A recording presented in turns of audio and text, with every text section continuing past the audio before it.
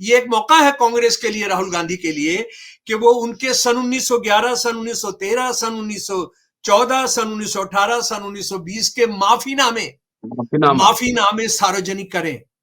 ये मुकदमा किस और करवट लेगा उसको छोड़ दें, ये मेरे से ले ले, कांग्रेस मेरे से ले ले ये माफीनामे। सावरकर साहब की बेइज्जती का, मानहानि का, उनके डेनिग्रेशन का मुकदमा चला है। वो कह रहे हैं कि हम राहुल गांधी को हल्के में छोड़ना चाहते हैं।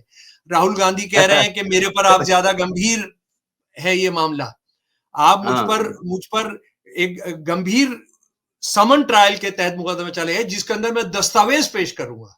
समरी ट्रायल ये होता है कि जिसके अंदर आपको जेल नहीं भेजा जाता, आपको आप पर कोई गंभीर मामला नहीं चल रहा होता, आपको थोड़ा सा जुर्माना आप पर लगाया जा सकता है, आपको गवाह लाने की जरूरत नहीं होती है। और जो समन ट्रायल है, समन ट्रायल वकील साथी इसको ज्यादा अच्छी तरीके से जानते हैं, लेकिन मैंने भी जो अपने वकील साथियों से बात करके जो जानकारी हासिल की है, समन ट्रायल होता है कि जिसमें आपको 2 साल तक की सजा हो सकती है, गवाह लाने होते हैं, दस्तावेज लाने होते हैं। आरएसएस वाले और हिंदू राष्ट्रवादी हमें बोलते हैं उन्होंने अपना सारा जीवन इनकलाब के लिए लगा दिया। वो कह रहा है मैंने तबाह कर दिया, मैंने अपना जीवन तबाह कर दिया। और वो ये कह रहे हैं कि आप मुझे माफ करेंगे तो आपके लिए बहुत राजनीतिक तौर पर मैं बहुत फायदेमंद साबित होगा। जो राहुल गांधी जी पर जो मुकदमा है कि उन्होंने मार्च 2023 में लंदन के अंदर वहां भारतीय डायस्पोरा, भारतीय मूल के जो लोग थे उनको बात करते हुए कहा था कि उन्होंने एक मुसलमान को पीटा था।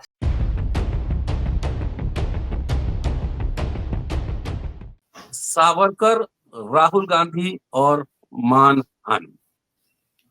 बात है 2023 की। इंग्लैंड में एक प्रोग्राम में राहुल गांधी ने एक स्टेटमेंट दिया था कि सावरकर ने कथित तौर पर एक मुस्लिम पर हमले को आनंददायक बताया था। इस पर सावरकर के रिश्तेदारों ने मानहानि का मुकदमा राहुल गांधी पर ठोका। अब राहुल गांधी कह रहे हैं इस मामले में कि समरी ट्रायल को समन ट्रायल में तब्दील किया जाए, उसको बदला जाए, ताकि ऐतिहासिक दस्तावेज को प्रस्तुत किया जा सके। सावरकर की राइटिंग एंड स्पीचेस पब्लिश, शायद मुझे याद है 14 वॉल्यूम में शायद है, मैंने देखा है मेरे कॉलेज की लाइब्रेरी में। और इसके अलावा ब्रिटिश लाइब्रेरी में या बहुत सारे लाइब्रेरी में जो दस्तावेज हैं वो सारे दस्तावेज मौजूद है। और कोई भी जाकर सावरकर के क्या ओपिनियन थे मुसलमान को लेकर, मुस्लिम लीग को लेकर, सब दस्तावेज डॉक्यूमेंटेड। तो इस पे क्या ऐतिहासिक दस्तावेज के आधार पर बातचीत करने पर कोई मानहानि होगी और कोर्ट ने सस्टेन कैसे किया? साफ सीधी सी बात है, वो दस्तावेज उठा के रख दीजिए सामने कि ये दस्तावेज है। और जैसा कि मैंने एक बार एक्स पे शेयर किया था कि CIA से वो कितना पैसा लेते थे, एक्स पे अवेलेबल है, ट्विटर पे जाके रतन लाल सावरकर टाइप करें, वो आपको मिलेगा। और जो अखबार चलाते थे, आजादी के बाद की बात कह रहा हूँ, आजादी के पहले भी सारे दस्तावेज CIA के डॉक्यूमेंट में मौजूद है। सावरकर की राइटिंग स्पीचेस पब्लिश है, कोई भी जाके पढ़ सकते हैं। तो आखिर क्या मामला है और सावरकर के विचार वाकई मुस्लिम को लेकर क्या थे, ये जानना बेहद दिलचस्प है। और याद करा दूं कि मुस्लिम लीग और हिंदू महासभा तमाम लोग मिलकर इन लोगों ने सरकार भी बनाई थी बंगाल में। दोस्तों, रतन लाल बोल रहा हूँ और आप देख रहे हैं अम्बेडकरनामा। शमसुल इस्लाम साहब मौजूद है इस एपिसोड में। आप जानते हैं कि वो पूरे RSS सावरकर पे एक्सपर्टीज हैं, कई किताबें प्रकाशित कर चुके हैं। शमसुल साहब से जानने की कोशिश करेंगे कि आखिर सावरकर के विचार राष्ट्रीयता, नेशन, कम्युनिटी, मुस्लिम, हिंदू को लेकर क्या थे। स्वागत है सर। जी, बहुत धन्यवाद डॉक्टर रतन लाल। प्यारे साथी, हमारे अम्बेडकरनामे के प्यारे साथियों, सुनने वाले, और उनको भी मेरा सलाम है जो कमेंट्स के अंदर हम दोनों को गालियां बकते हैं, अम्बेडकरनामे को गालियां बकते हैं, पर हम लोग इसी काम के लिए पैदा हुए तो वो सच फैलाने के काम में है। अंधकार के खिलाफ तो हम करते ही रहेंगे। डॉक्टर रतन लाल जी, आपने जो मुद्दा है, जो मामला है, वो उस पर ध्यान दिया है, उस पर आपने सबके सामने रखा है। और मैं यहाँ पर भी बताना चाहता हूँ कि RSS की तरह से मेरे पास जो भी अंग्रेजी हिंदी में सावरकर का उपलब्ध है वो सब मेरे पास है। और मैं क्योंकि उसके बारे में एक शोध करता हूँ, और ये भी जो आज बात हो रही है वो ये बात एक एक अखबार नवीस, एक पत्रकार के तौर पर नहीं, बल्कि हिंदुत्व, सावरकर और आरएसएस पर एक शोधकर्ता के तौर पर मैं ये बात आपके सामने रख रहा हूं। तो ये जो राहुल गांधी जी पर जो मुकदमा है कि उन्होंने मार्च 2023 में लंदन के अंदर वहां भारतीय डायस्पोरा, भारतीय मूल के जो लोग थे उनको बात करते हुए कहा था कि उन्होंने एक मुसलमान को पीटा था। और ये मैं जो बता रहा हूँ, ये एक बेंच, बार एंड बेंच जो एक साइट है, लीगल साइट है, ये उसका मैं बता रहा हूँ कि उन्होंने ये कहा था कि सावरकर साहब ने इस बात को जिक्र किया है कि उन्होंने एक मुसलमान को पीटा था और उसके बाद उन्होंने उसका बहुत उल्लास और खुशी के साथ उसका वर्णन किया था। तो ये इस पर वो मुकदमा चल रहा है। हम उस पर डिटेल्स में आएंगे, लेकिन उससे पहले एक बहुत मजेदार जो घटना घट रही है लीगल फ्रंट पर कोर्ट्स के बीच के अंदर कि जो सावरकर के चाहने वाले हैं, जो ये कह रहे हैं कि उनके परिवार से जुड़े हुए हैं, वो ये कह रहे हैं कि हमको राहुल गांधी पर ज्यादा गंभीर इल्जाम नहीं लगाने हैं, हमने उनको ज्यादा बड़ी सजा नहीं दिलानी है, हम उनको हल्की सजा दिलाना चाहते हैं और हम बहुत हल्के में उनको छोड़ना चाहते हैं। ये जरा अंतर मैं बता देना चाहता हूँ, समरी ट्रायल और समन ट्रायल क्या होता है। हाँ, वही सवाल मैं पूछने वाला था कि समरी ट्रायल और समन ट्रायल क्या है, वही पूछने वाला था। एक वारंट ट्रायल होता है, वो इस यहाँ पर मुद्दा, बहस का मुद्दा नहीं है। समरी ट्रायल ये होता है कि जिसके अंदर आपको जेल नहीं भेजा जाता, आपको आप पर कोई गंभीर मामला नहीं चल रहा होता, आपको थोड़ा सा जुर्माना आप पर लगाया जा सकता है, आपको गवाह लाने की जरूरत नहीं होती है। और जो समन ट्रायल है, समन ट्रायल वकील साथी इसको ज्यादा अच्छी तरीके से जानते हैं, लेकिन मैंने भी जो अपने वकील साथियों से बात करके जो जानकारी हासिल की है, समन ट्रायल होता है कि जिसमें आपको 2 साल तक की सजा हो सकती है, गवाह लाने होते हैं, दस्तावेज लाने होते हैं। जिन्होंने राहुल गांधी पर सावरकर साहब की बेइज्जती का, मानहानि का, उनके डेनिग्रेशन का मुकदमा चलाया, वो कह रहे हैं कि हम राहुल गांधी को हल्के में छोड़ना चाहते हैं। राहुल गांधी कह रहे हैं कि मेरे पर आप ज्यादा गंभीर है ये मामला, आप मुझ पर एक गंभीर समन ट्रायल के तहत मुकदमा चले हैं जिसके अंदर मैं दस्तावेज पेश करूंगा। यानी एक ऐसा दौर आ गया है हिंदुत्ववादी गिरोह के सामने, और एक ये जो अपने आप को हिंदू राष्ट्रवादी कहते हैं, कि वो अपने दस्तावेजों को जनता के सामने पहुंच जाए, देश के सामने पहुंच जाए, दुनिया के सामने पहुंच जाए, वो उससे कन्नी काट रहे हैं। यानी मजे की बात यह है कि जब ऊंट पहाड़ के नीचे आया है तो ऊंट कह रहा है कि मैं जो है बच के पतली गली से निकलना चाहता हूं, मैं जो है इसका सामना ही नहीं करना चाहता कि पहाड़ मेरे से बड़ा है। तो ये जो अपने आप को सच, ट्रांसपेरेंसी, जो सनातन मूल्यों, सनातन धर्म की बात करते, वो क्या पिली ले रहे हैं कोर्ट के सामने। कोर्ट क्या तय करती है वो अलग बात है, वो कोर्ट का क्या चरित्र होगा वो उससे वो पता लगेगा। लेकिन राहुल गांधी ये कह रहे हैं कि आप मुझे गंभीर सजा दिलाइए, मैं दस्तावेज पेश करना चाहता हूं और उसके आधार पर तय करिए। और ये कह रहे हैं कि नहीं, हमें सावरकर के दस्तावेज नहीं चाहिए, हमें कुछ नहीं चाहिए, हम आपको ज्यादा बड़ी सजा दिलाना भी नहीं चाहते। अच्छा, आप जरा सा सच पर आ जाए। अगर सावरकर के सच आप जानेंगे, जो बदकिस्मती से कांग्रेसियों ने भी जब इस देश में राज किया, उन्होंने उस सबको जनता के सामने नहीं आने दिया है। जो आज ये गिरोह जो है इस देश का मलिया मेट करने पर, दुनिया के सबसे बड़े प्रजातंत्र का सत्यानाश करने में लगा है। और ये मैं बधाई देता हूं राहुल और उनकी बहन को कि वो लोग पहली बार वो कर रहे हैं जो अगर आजादी के फौरन बाद कांग्रेसी कर लेते तो आज ये देश जहां पहुंचा दिया है हिंदुत्ववादी गैंग ने, हिंदुत्ववादी गिरोह ने, तो वो नौबत ही नहीं आती। जरा सा मैं आपको लेकर चलना चाहता हूं डॉक्टर रतनलाल और अपने दोस्तों को, जो सावरकर की सबसे पहली जीवनी लिखी गई, ये जीवनी लिखी गई वीर सावरकर धनंजय कीर साहब के द्वारा। ये धनंजय कीर साहब की ऑफिशियल बायोग्राफी है, इसकी उन्होंने भूमिका में लिखा है। सारी की सारी फाइलें मुझे सावरकर साहब की उनके परिवार ने मुझे दे दी, मैंने उसके आधार पर इस जीवनी को लिखा है।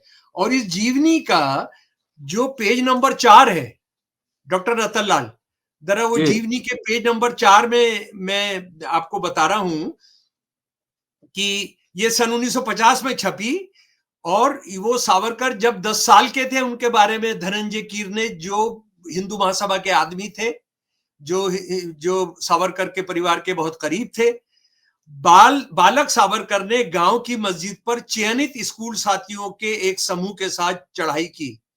इन लड़कों की बटालियन ने उस पर पत्थर बरसाए, मस्जिद पर पत्थर बरसाए, इसकी खिड़कियां और टाइलें तोड़ दी और विजयी होकर लौटे। यह घटना इस बात का पहला संकेत देती है कि विनायक कितने साहसी व्यक्ति थे। उसके बाद धनंजय कीर साहब ये भी बता रहे हैं कि ये जो बहादुरी का काम था, ऐसे ही बहादुरी के काम सावरकर ने आगे चलकर अपने जीवन के अंदर किए। यानी उसको महामंडित किया जा रहा है मस्जिद पर हमले का। मस्जिद में कोई आतंकवादी नहीं थे, कोई भीड़ जमा नहीं थी, ये वहां घुसकर उन्होंने तोड़फोड़ की। और ये भी हमको याद करना पड़ेगा कि विक्रम संपत ने जो 2 भागों के अंदर जीवनी लिखी है, उसमें इस बात का जिक्र है, जहां तक मुझे याद आता है, इस बात का जिक्र है कि उन्होंने लगभग इसी उम्र के अंदर मुसलमानों की भी पिटाई की थी, और उसको बहुत बहादुरी के साथ एक इन्होंने पूरा गैंग बनाया था। इसको इनके अपने दस्तावेज बता रहे हैं, इनके अपने जो सरकारी आधिकारिक तौर पर जो लिखने वाले हैं वो इसको बता रहे हैं।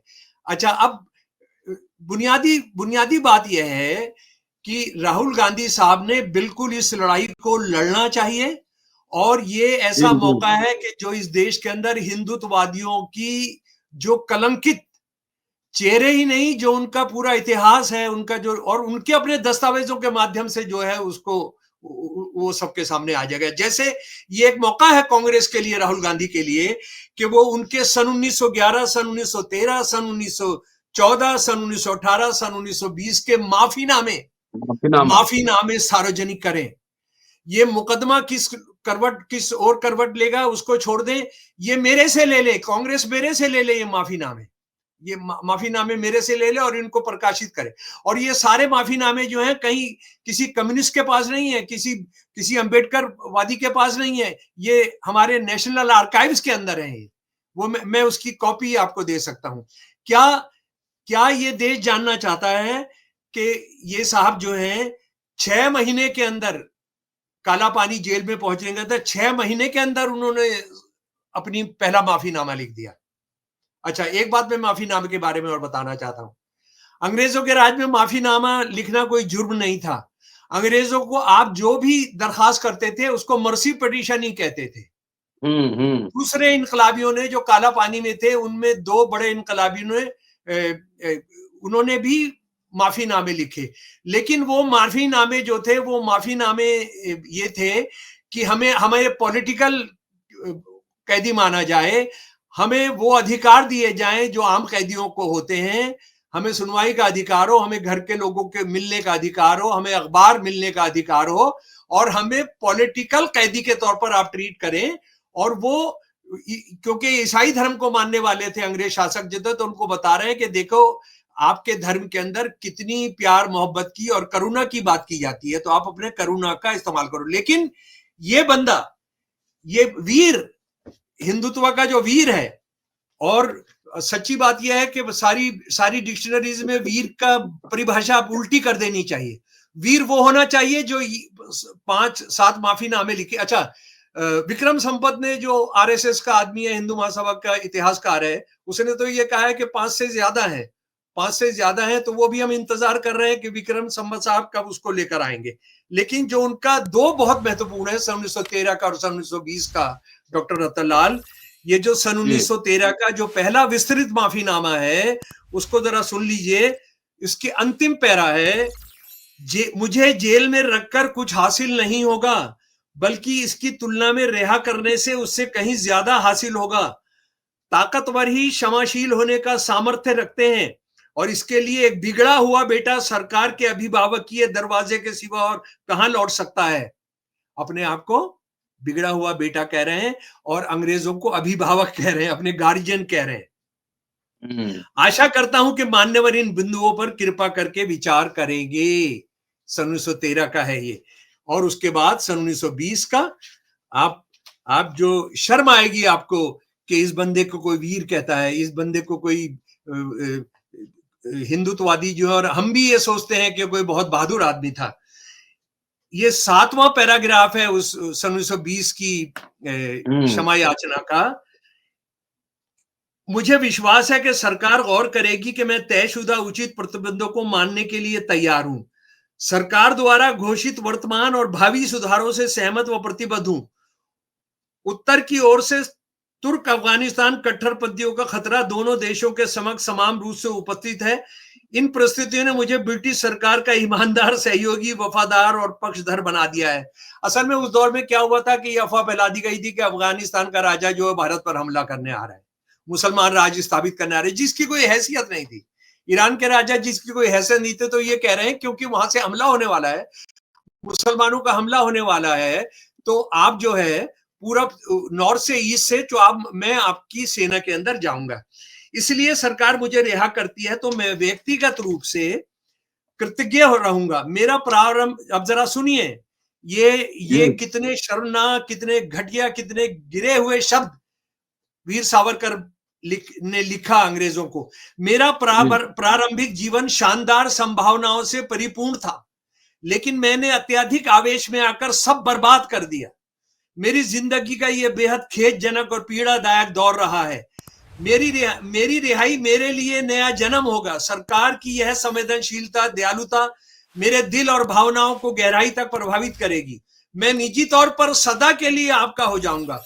भविष्य में राजनीतिक तौर पर उपयोगी रहूंगा।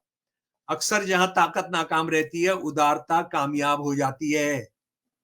ये कोई कम्युनिस्ट नहीं लिख रहा है, कोई अंबेडकरवादी नहीं लिख रहा है, ये वीर लिख रहा है कि मैंने अपना जीवन खराब कर दिया। आरएसएस वाले और हिंदू राष्ट्रवादी हमें बोलते हैं उन्होंने अपना सारा जीवन इनकलाब के लिए लगा दिया। वो कह रहा है मैंने तबाह कर दिया, मैंने अपना जीवन तबाह कर दिया। और वो ये कह रहे हैं कि आप मुझे माफ करेंगे तो आपके लिए बहुत राजनीतिक तौर पर मैं बहुत फायदेमंद साबित होऊंगा, राजनीतिक तौर पर। और वो राजनीतिक तौर पर क्या थे, जरा सा उसके लिए एक और फैक्ट हमको जानना पड़ेगा कि ये 6 जनवरी सन 1924 को ये फाइनली रिहा किए गए। इनको 50 साल की सजा हुई थी। 4 जुलाई सन 1911 को ये काला पानी लेकर जाए गए और वहां 9.5 साल के अंदर इनको भारत की जमीन पर ले आया गया 2 मई सन 1921 को। 6 जनवरी 1924 को इनको रिहा कर दिया गया शर्तों के साथ।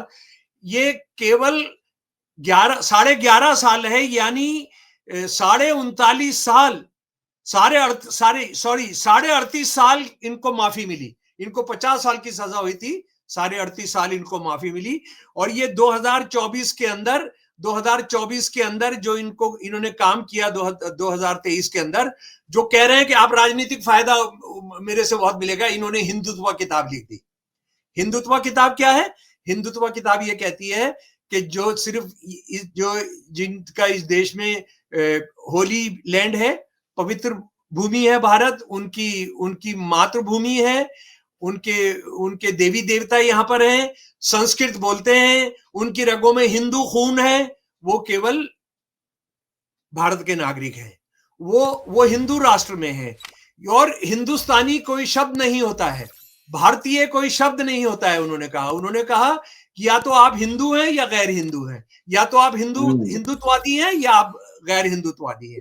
तो उसका, और उन्होंने ये कहा कि मुसलमान और ईसाई जो अभी हाल तक हिंदू थे, पता नहीं उनका ये थीसिस कहां से उनको पता लगा कि सारे ईसाई और हिंदू जो थे, वो सारे मुसलमान जो थे वो पहले हिंदू थे। इसका कोई सबूत नहीं है, इसका कोई आंकड़ा नहीं है, लेकिन वो ये कह रहे हैं कि इन्होंने अपना धर्म बदल लिया और उसके बाद उनका भारत इनका पवित्र भूमि नहीं रहकर फिलिस्तीन और अरब देश जो है इनका पवित्र भूमि हो गई। तो इसलिए वो भारत हिंदू धर्म से खारिज हो गए और भारत की राष्ट्रीयता से भी खारिज हो गए। अब बताइए, बड़ा मजाक की बात हो रही है। यानी आज हिंदू जो हैं, हिंदू राष्ट्रवादी जो हैं, जो साधारण हिंदू जो हैं, जो चीन जाते हैं कैलाश मानसरोवर की यात्रा के लिए, तो चीन तो भारत में नहीं है, यह है भारत के अंदर चीन है। या नेपाल के अंदर जो हमारी सीता माता जी का जो तमाम उनका जो जगह है जो उसको पूजने के लिए जाते हैं, सीता मंदिर है जनकपुर के अंदर, नेपाल के अंदर। तो क्या ये कहा जाएगा कि ये जिनके पूज्य स्थल वो देश से बाहर होते हैं, वो पूज्य स्थल की वजह से वो गैर राष्ट्र के बाहर हो जाते हैं, जो आप मुसलमान और ईसाइयों के लिए आप ये कह रहे हैं? तो बुनियादी बात यह है, आप एक पाखंड आप बुन रहे थे, आप एक झूठ बुन रहे थे। और उसके बाद ये मैं अपने दोस्तों को बताना चाहता हूं, अंबेडकर नामे के खातों पर साथियों को बताना चाहता हूं कि हिंदुत्व जो किताब है जो 1923 में लिखी गई, वो किताब मुसलमान ईसाइयों को भारत की राष्ट्रीयता से खारिज कर देती है, हिंदुस्तान की राष्ट्रीयता से खारिज कर देती है। लेकिन वो किताब का असली जो निशाना है वो बौद्ध धर्म है। इस पूरी किताब के अंदर शुरू से आखिर तक ये लिखा है कि बौद्ध धर्म ने आकर जातिवाद का ह्रास किया, जातिवाद को खत्म किया, इसलिए हिंदू धर्म खत्म हो गया और ये देश गुलाम बन गया। यानी ये बात जो है, जो सावरकर कह रहे हैं, यही गोलवालकर बाद में कहेगा, जो गुरु है, जो सबसे महत्वपूर्ण गुरु हैं आरएसएस के, सबसे महत्वपूर्ण उनके आइडियोलॉग हैं, वो उनका ये कहना है कि हिंदू राष्ट्रवाद, हिंदू धर्म और जातिवाद एक दूसरे के पर्यायवाची है। और अगर जातिवाद खत्म होगा तो हिंदू धर्म भी खत्म हो जाएगा।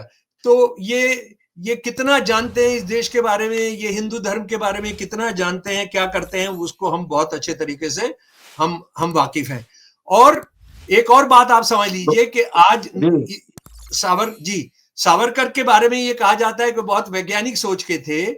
वो कितने वैज्ञानिक सोच के थे उसका अंदाजा तो उनकी लेखों को पढ़कर ही किया जा सकता है, जो मेरे पास भी है। जैसे उन्होंने कहा कि मनुस्मृति जो है वेदों के बाद हमारा सबसे पूज्य हमारा ग्रंथ है, और ये हमारा हिंदू लॉ है। औरत के बारे में उनकी क्या समझदारी है। सावरकर साहब मसोलिनी की जो बीवी है, जो जिसके बहुत सारे बच्चे थे, जो घर में रहकर घर का काम देती थी, उसकी तारीफ के अंदर लेख लिखा है। उसकी तारीफ के अंदर ये लेख लिखा है, देखिए औरत तो मसोलिनी की बीवी जैसी होनी चाहिए, जो बच्चे जनती रहती है और घर का काम करती है, उसका राजनीति से कोई लेना देना नहीं होता है। उसके बाद ये साहब इन्होंने क्या बात की, तिरंगे झंडे का जो मजाक उड़ाया। इन्होंने कहा कि ये खादी भंडार का झंडा है और हिंदू इसको कभी बर्दाश्त नहीं करेंगे। ये वो आदमी है जिसी से क्लू लेकर, जिसको फॉलो करते हुए गोलवालकर के आरएसएस ने लिखा 14 अगस्त 1947 को कि तिरंगा झंडा मनहूस है और हिंदू इसको कभी नहीं मानेंगे। तो डॉक्टर रतन लाल जी, ये सारी चीजें और बहुत सारी चीजें आप कुछ कहना चाह रहे थे साथी।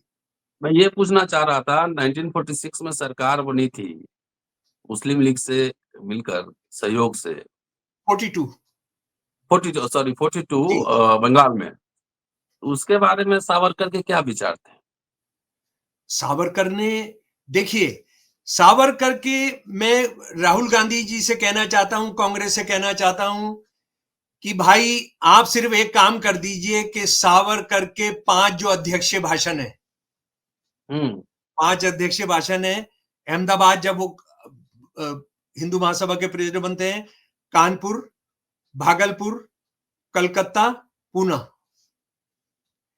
इन 5 भाषणों के हिंदी, अंग्रेजी और लोकल भाषाओं के अंदर पहले वो हिंदू महासभा से डिमांड करे कि आप इनको सर्कुलेट करो। और मैं बहुत सालों से मांग कर रहा हूं कि इन 5 भाषणों को आप बीए के सिलेबस में शामिल करा दें। आप इन 5 भाषणों को आप एमए के सिलेबस में शामिल करा दें। और ये जो भाषण है, इसमें क्या क्या, सन 1937 के अंदर मुस्लिम लीग से 3 साल पहले सॉरी, मुस्लिम लीग तो मार्च 1940 के अंदर कहता है हिंदू मुसलमान 2 कौमें और मुसलमानों को अलग राष्ट्र चाहिए। वो सन 1937 में कहते हैं हिंदू और मुसलमान 2 कौमें हैं। जो लोग ये सोचते हैं वो पागल हैं, वो बेवकूफ हैं, जो ये सोचते हैं कि हिंदू मुसलमान एक लड़ी में पिरोए हुआ एक राष्ट्र है। हम एक दूसरे से एंटागोनिस्टिक नेशंस हैं, एक दूसरे से झगड़ा करते हुए, जंग करते हुए, ये उनका कहना है। उसके बाद जब मुस्लिम लीग, जब सन 1942 के अंदर कांग्रेस और सारी पार्टियां बैन कर दी जाती हैं, मुस्लिम लीग बैन नहीं की जाती है, उसके साथ हिंदू महासभा बैन नहीं की जाती है, हाँ, और कम्युनिस्ट पार्टी का भी एक हिस्सा बैन नहीं किया जाता है। लेकिन ये वो दौर है जब आरएसएस कह रही है, हिंदू महासभा कह रही है हिंदुओं को रिप्रेजेंट करते हैं, मुस्लिम लीग ये कह रही है कि हमको इस्लामी राष्ट्र चाहिए, ये मिलकर सरकारें चलाते हैं डॉक्टर रतनलाल जी, जैसे अभी आपने बताया था। जी सिंध के अंदर, नॉर्थ वेस्टर्न फ्रंटियर प्रोविंस के अंदर और बंगाल के अंदर तो मुस्लिम लीग की सरकार है फजलुल हक की। उसका डिप्टी प्राइम मिनिस्टर, उस वक्त चीफ मिनिस्टर को प्राइम मिनिस्टर कहते थे, डिप्टी प्राइम मिनिस्टर है और ये होम मिनिस्टर है। और श्यामा प्रसाद मुखर्जी, माफ करें, श्यामा प्रसाद मुखर्जी को क्विट इंडिया मूवमेंट को दबाने का डिपार्टमेंट दिया गया है। वो अंग्रेज गवर्नर को चिट्ठी लिख रहा है कि हमने इस देश के लोगों को बताना चाहिए कि कांग्रेस उनको भटका रही है, कि अंग्रेजों ने हमारा नुकसान ही नुकसान किया। अंग्रेजों ने इस देश के हिंदुओं के लिए बहुत काम किया है, बहुत अच्छा शासन चला है। ये चिट्ठी लिख रहे हैं श्यामा प्रसाद मुखर्जी, जो सावरकर की तरह से ही बड़े नेता हैं। वो भी बहुत महान हिंदू राष्ट्रवादी नेता हैं। तो ये सारी चीजें, उसके बाद हमारे बहुत सारे लोग और हमारे बहुत बहुजन साथी भी उसका शिकार हो जा रहे हैं, इस प्रोपेगेंडा का, कि ये जो है इन्होंने सामूहिक भोज शुरू किया था, ये जो शूद्र थे उनकी मंदिरों के अंदर उनकी एंट्री चाहते थे। ये इतना बड़ा झूठ है। और अगर उस झूठ को जानना है तो ये किताब है, 700 पेज की किताब है ये, इसका नाम। और ये कोई नहीं पढ़ता है ना, मतलब बदकिस्मत से कांग्रेसी सरकारों ने भी, और जो अपने आप को प्रगतिशील कहने वाले उन्होंने भी इसको नहीं खोजा। ये किताब मैंने खोजी है, इसका हिंदी में आपको बताता हूँ, 700 पेज की किताब है। ये सावरकर साहब के जो सेक्रेटरी थे एएस भिड़े साहब ने सन 1941 के अंदर छपवाई थी। मैं हिंदी कर बता रहा हूं। विनायक दामोदर सावरकर के तूफानी प्रोपेगेंडा दौरों की डायरी, दिसंबर 37 से अक्टूबर 41 तक की किताब है। 700 पेज, टोटल पेज है 676।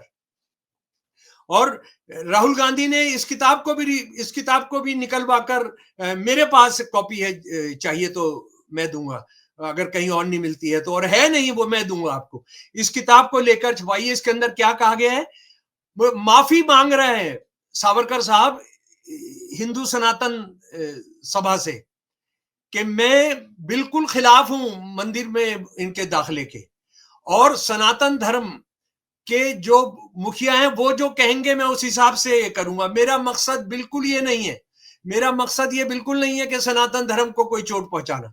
उसके बाद इसी डायरी के अंदर वो कह रहे हैं कि नेपाल के राजा को, वो रानी को लिख रहे हैं कि आप भारत को आजाद मत छोड़िए, आप भारत को मत जाने, स्वतंत्र मत करिए, इसको नेपाल के राजा को दे दीजिए, क्योंकि नेपाल का राजा जो है सारी दुनिया के हिंदुओं का राजा है। सावरकर कह रहे हैं, इस किताब के अंदर कह रहे हैं।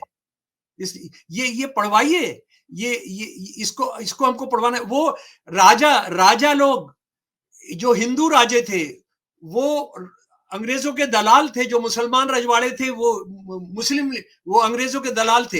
हिंदू रजवाड़े आमतौर पर ज्यादातर वो हिंदू महासभा के साथ थे, मुसलमान रजवाड़े और मुस्लिम लीग के साथ थे। ये इस डायरी के अंदर वो उनको लिख रहा है। हुआ ये कि मैसूर के अंदर, मैसूर का राजा था, वो उसका आरएसएस और हिंदू महासभा से बहुत गहरा ताल्लुक था। उन्होंने कुछ कांग्रेसी लेकर तिरंगा झंडा निकले और 42 लोगों को उन्होंने गोलियों से भूना था। 42 लोगों को, सारी दुनिया में उस पर हंगामा हुआ था। और उस पर जब सारी दुनिया में हंगामा हुआ तो सावरकर साहब ने शिमोगा और वहां जाने का तय किया, और ये कहा कि ये जो फेक शूडो नेशनलिस्ट हैं, शूडो नेशनलिस्ट का मतलब होगा दिखावटी राष्ट्रवादी, छदम राष्ट्रवादी जो है, छदम राष्ट्रवादी जो है, अगर वो हमारे मैसूर के राजा को कुछ नुकसान पहुंचाने की कोशिश करेंगे तो हम उनको छोड़ेंगे नहीं। 42 के करीब तिरंगा झंडा ले जाने वाले कांग्रेस के कार्यकर्ता, जिनमें हिंदू मुसलमान दोनों थे, उनको एक दिन गोली मार दी गई। और सावरकर साहब किसके पक्ष में खड़े हो रहे हैं? सावरकर साहब कह रहे हैं मैसूर के राजा के पक्ष के अंदर। और मैसूर का राजा वो है जिसका प्राइम मिनिस्टर जो था, जिसका दीवान जो था, वो आरएसएस और हिंदू महासभा के बहुत करीब था और अंग्रेजों का बहुत बड़ा दलाल था वो, बहुत बहुत बड़ा दलाल था। तो ये सारी चीजें जानिए। और फिर मैं ये बताना चाहता हूं कि राहुल गांधी या जो भी लड़ना चाहता है आरएसएस को, अभी उनके 100 साल पूरे होने जा रहे हैं, इस पर इनको नंगा करना है, हमने पॉलिटिकली नंगा करना है इनको, इस देश के सामने बताना है कि इनका असली चरित्र क्या है। सन 1911 का माफीनामा इनका, सन 1913 का माफीनामा, सन 1914 का माफीनामा, सन 1918 का माफीनामा, सन 1920 का माफीनामा, ये माफीनामे लिखने वाला 50 साल की सजा के अंदर से 38.5 साल माफ कराने वाला वो वीर है। उसके बाद ये डायरी हमने जनता के सामने रख रही है और इनको हमने चप्पे चप्पे पर इनके गले के अंदर जूतों का हाथ डलवाना है। अगर इसकी तैयारी करनी है, इस देश को बचाना है, इस देश को बचाना है, बहुजनों को बचाना है, इस देश के आम हिंदुओं को बचाना है। और ये शुक्रिया सर। और जी कुछ कह रहे थे? बिल्कुल जी, ये इस देश के दुश्मन है। इस देश में 80% हिंदू रहते हैं, इसका मतलब है इस देश के हिंदुओं के वो दुश्मन है। मुसलमान और ईसाइयों का वो जो नाम लेते हैं, जातिवाद में विश्वास करते हैं, तो इसका मतलब है ये बहुजनों के भी खिलाफ है। इनसे लड़ने का वक्त आ गया है और कांग्रेस के अंदर एक लीडर उभरा है जिसका नाम राहुल गांधी है। उसने इस लड़ाई को लड़ना चाहिए और शायद राहुल गांधी इस लड़ाई को लड़कर जो कांग्रेसियों ने कुकर्म किए हैं आरएसएस को बढ़ाने के लिए, उसका भी प्रायश्चित हो जाएगा। जी चलिए, बहुत बहुत शुक्रिया सर। और दोस्तों, अभी बहुत जल्दी आरएसएस के 100 साल पूरे हो गए, 2025 में होने वाले हैं और पूरा आरएसएस पे शमशून साहब के साथ एक सीरीज चलाने वाला हूँ, वीकली एक एपिसोड। देखते रहिए अम्बेडकर नाम। शुक्रिया, थैंक यू सर। जी भाई।